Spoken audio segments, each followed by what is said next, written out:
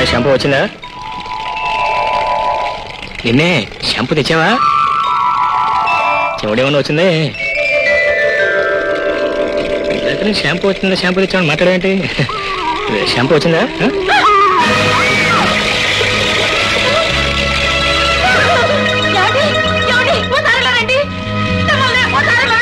ఏమిటే ఏమిటే ఏం జరిగింది? ఎందుకు ఎక్కలు? నేను బాత్రూంలో స్నానం చేస్తుంటే వాడెవడో నా గదిలో చేపెట్టి నా భుజం పట్టుకున్నాడండి. నీ భుజం పట్టుకున్నాడా? ఎవడరా బాత్రూంలో? మర్యాదగా బయటికిరా. మీరు తొందరపడి నోరు సారకండి శాస్త్రి గారు. లోపల ఉంది మా కుమార్. కుమార్ రే కుమార్ కలుపు. ఏమిటే ఏమిట్రా? ఆవిడ చెప్పేది నిజమేనా? ఏమిడే ఏం చెప్తుంది? ఆవిడ పక్కింట ఆవిడ. నాకేం తెలియదు నాకేం తెలియదు. నీకేం తెలియపోతే భయం ఎందుకో వణికెందుకు రా బయటికి. నాకెందుకు భయం? హీరో నాకెందుకు భయం? విన్నారా?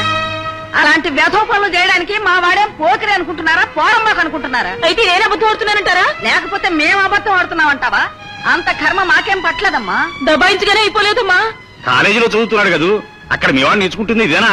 తన్నేవాళ్ళు లేకపోతే సరే. ఏమండోయ్, మీరు కాస్త నోరు సంభాళించుకుని మాట్లాడకపోతే ఆ మర్యాద ఏదో మీకే జరుగుతుంది. జాగ్రత్త. దున్నపో తినిందంటే దూడను కట్టేయమన్నట్టు మీ ఆవిడ చెప్పగానే రైలు వచ్చేశారు. అసలు నాకు తెలియక అడుగుతాను, మా బాత్రూమ్ లోంచి మీ బాత్రూమ్ లోకి వాడు చెయ్యి ఎలా పెట్టగలదండి? చెయ్యి ఎలా పెట్టాడా? 2 గదులకి మధ్య ఎంత పెద్ద అంతరం చేశాడో వెళ్ళి చూడు.